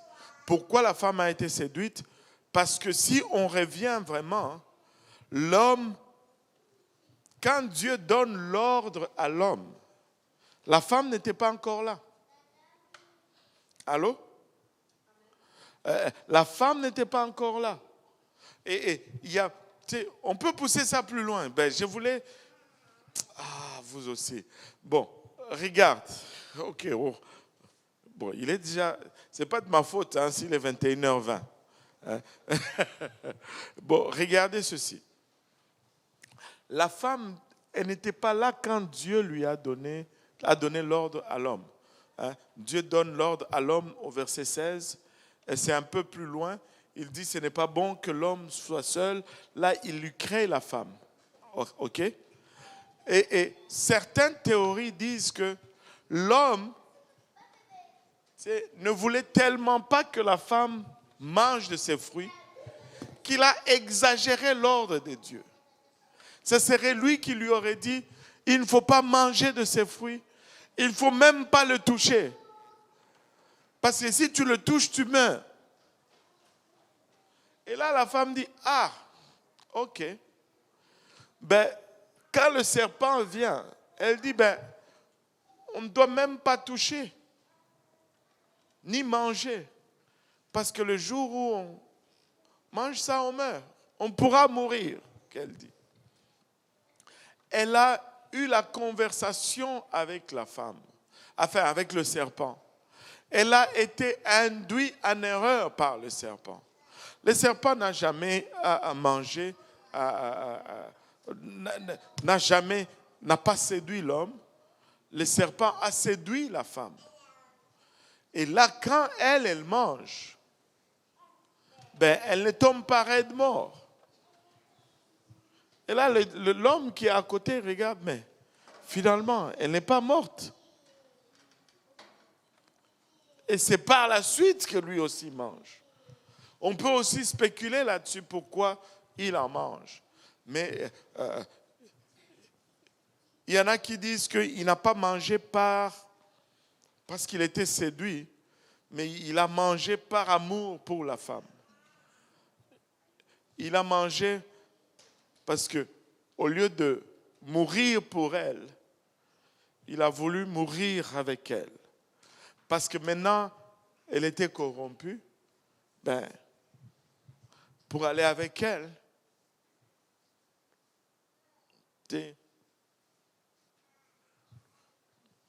mais l'homme n'a pas eu d'interaction avec le serpent. Mais toutefois, il a failli lorsqu'il a laissé le serpent entrer dans le jardin.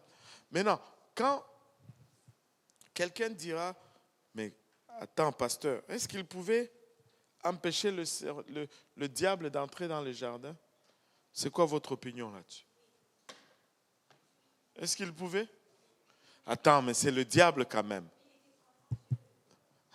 Il était comme Dieu. Mais moi, je vais chercher une autre réponse. Pouvons-nous chasser les démons aujourd'hui? Allô? Mais quand est-ce que nous pouvons chasser le démon? C'est seulement lorsque nous récupérons ce que nous avons perdu en obéissant à l'évangile. Allô? Et nous récupérons cette autorité et que l'Esprit de Dieu vient encore habiter en nous. Là, nous pouvons chasser les démons au nom de Jésus-Christ pour le pardon de nos péchés. Amen. Enfin, au nom de Jésus-Christ, qu'est-ce que j'ajoute? C'est le baptême qui est pour le pardon de nos péchés. Oui. Il y a des gens, par exemple, qui ne sont pas remplis du Saint-Esprit, mais qui résistent au diable juste par leur volonté. Donc, comment... Résister au diable, c'est une chose. Mais chasser le diable, c'est une autre chose. Regarde, il y en a dans ta Bible là qui ont utilisé le nom de Jésus et ont chassé les démons. Ils se sont retrouvés nus. Oui, je suis d'accord. Oui, parce que certes, nous pouvons, la volonté humaine, comme on l'a dit au début, là, le pouvoir de choisir. Dieu ne nous l'enlève pas. Tu sais que le diable ne peut pas nous l'enlever non plus. Et je vais m'expliquer. Ok? Si le diable pouvait nous faire pécher, il n'allait pas nous tenter. Allô? La tentation est là parce qu'il ne peut pas nous forcer à pécher. C'est pourquoi nous ne pouvons pas blâmer le diable pour nos péchés. C'est pourquoi lorsque nous péchons, nous sommes condamnables. Parce que nous lui avons cédé notre volonté. Allô? Et tu sais, si le diable pouvait nous faire pécher, nous serions tous des pécheurs. Enfin, dans un sens, nous n'allions pas résister. Tu sais, le diable ne va pas te mettre la cigarette, mais il va créer les circonstances que tu désires cette cigarette. Mais c'est toi qui vas même l'acheter avec ton argent. Tu sais, le diable ne va pas te mettre un entonnoir dans la bouche et verser l'alcool, là. Mais tu vas aller l'acheter avec ton propre argent. Il te tente parce qu'il ne peut pas te forcer. Allô? Mais de chasser le démon, c'est une autre chose là.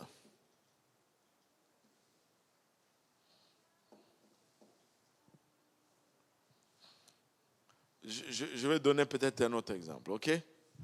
Bon. Les démons peuvent venir et s'asseoir ici sur la chaise à côté. Et commencer à me dire, oh regarde, va manger, je vais chercher, tu sais, mange 4 plats. C'est tellement bon. Bon. J'ai le pouvoir de dire, non, je ne mange pas 4 plats. Mais il reste là. J'utilise juste ma volonté, je dis, je ne mange pas 4 plats. Mais il reste là. Même si je me lève, il va même me suivre jusqu'aux toilettes. Mais ça c'est une chose. Mais que moi je me tourne, je dis, hé, sors d'ici, va dehors. Et que lui, il sort, il va dehors, ça c'est toute une autre chose. Ça prend un autre pouvoir. Et ça, c'est l'autorité que nous avons de la part de Dieu. Quand nous sommes enfants de Dieu, nous pouvons lui dire, et tu sors de ces lieux. Et il doit sortir. Il doit quitter. Et tu sais, quand on avait acheté notre maison, là, on a commencé à habiter là-bas, c'est la première semaine, tu sais, on avait prié pour la maison et tout ça. Mais la première semaine, il y avait des présences dans la maison. Et tu allais dormir, mais tu sentais des présences dans la maison. Et un soir, on dormait. Non. On ne peut pas continuer comme ça. Tu sais, ils ne nous ont pas possédés parce qu'on les résistait. Mais ils étaient là jusqu'à ce qu'on leur ordonne. Et je me suis levé une nuit, j'ai ouvert la fenêtre, j'ai dit, vous sortez d'ici. Vous sortez d'ici, au nom de Jésus, sortez au nom de Jésus. Et nous avons commencé à avoir la paix depuis ces jours-là.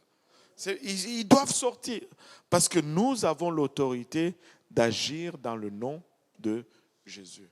Mais cette autorité, je ne l'avais pas avant.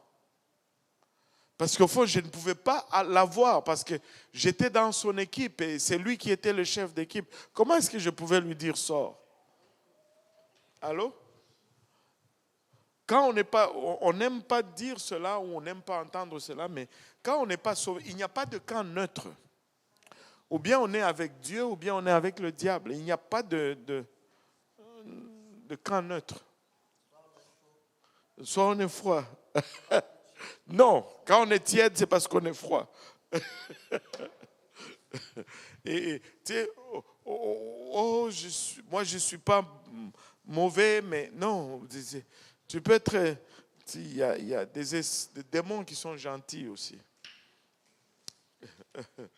Alléluia. Alléluia. Est-ce qu'il y a des questions par rapport à aujourd'hui? Oui. J'ai une question qu'on m'avait posée, qui a rapport un peu avec ce que vous avez dit sur le fait qu'on a des désirs, mais il faut les canaliser.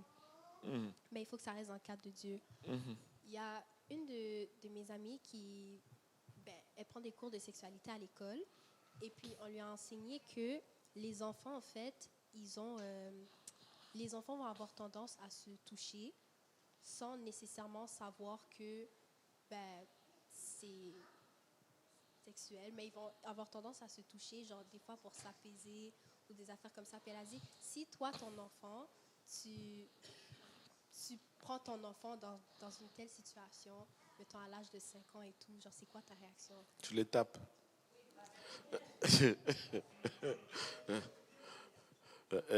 Tu les corriges bien même. Parce que ça, c'est la folie de l'homme, en fait. Tu sais, on enseigne aujourd'hui la sexualité aux enfants en maternelle, en fait.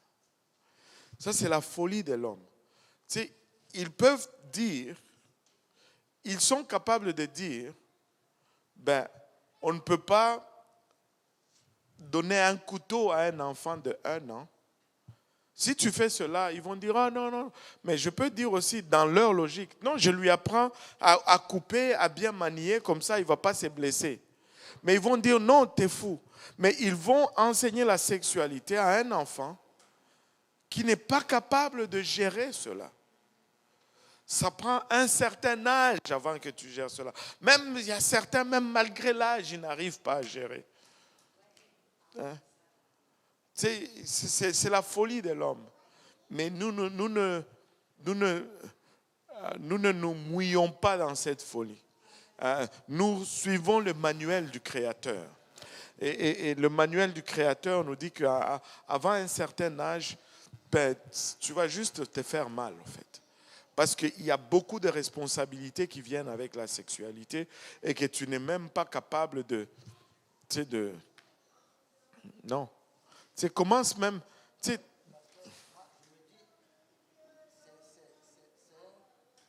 C'est un faux visage que nous montrent. Ils n'enseignent pas la sexualité aux enfants, mais ils ont une volonté manifeste à apprendre certaines pratiques aux enfants. et le piège là-dedans, où est-ce que ça nous mène réellement? Ça nous mène à la pédophilie. Au fait, ils baissent l'âge du consentement sexuel et là, ils inculquent la sexualité aux enfants qui n'ont rien à voir avec cela pour pouvoir dire à un moment donné que ils connaissent déjà parce qu'on les a appris. Et si un enfant, et ils vont utiliser les mêmes arguments qu'ils ont utilisés pour l'homosexualité, c'est un adulte qui aime les enfants, il est né comme ça. Et l'amour, c'est l'amour. Et un enfant qui aime les adultes, il est né comme ça. Et l'amour, c'est l'amour. On ne peut pas empêcher l'amour. C'est diabolique. C'est diabolique. Et nous allons nous dresser contre cela. Nous allons prêcher contre cela. S'il faut que nous soyons clandestins, nous allons être clandestins, mais nous allons prêcher contre ça. Ce n'est pas normal. Ce n'est pas normal. Pas du tout. Pas du tout. Tu sais,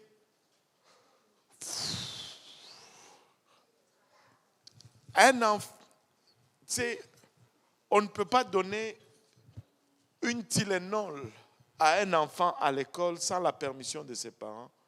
Mais on peut lui donner des pilules contraceptives sans la permission, sans même informer ses parents. Où est la logique là-dedans? Hein? On interdit, pas ici, peut-être aux États-Unis, on interdit le coke extra large, mais on légalise la marijuana. C'est où la logique là-dedans? C'est quoi les... Non. Ce n'est pas bon. Non, tu ne fais pas ça. Et un enfant, ça doit être discipliné. Un enfant doit être discipliné. Un enfant, tu ne peux pas philosopher avec un enfant. Même les adultes, on ne philosophe pas avec eux.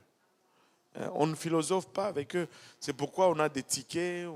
C'est parce que, tu sais, un policier qui t'arrête là, tu fais la vitesse, il ne va pas te dire, écoute, mon ami, si tu ne fais pas la vitesse, si tu fais la vitesse, tu risques de causer des accidents, tu vas avoir mal, et ce n'est pas bon. Et puis la société, non, il te donne un ticket. Et là, quand ça fait mal, tu comprends. Le seul ticket qui fait mal aux enfants, des fois, c'est la cuillère en bois. Là. Ça marche, la cuillère en bois. Alléluia. Bon, là, il est 21h35. Et si on remettait les questions à lundi prochain? Alléluia. Alléluia. Donc, on va conclure. Amen. Et le doyen va prier pour nous. Il y a de la nourriture qui est préparée avec amour. Doyen, tu vas prier, nous conduire en prière. Et puis, on va, alléluia, aller.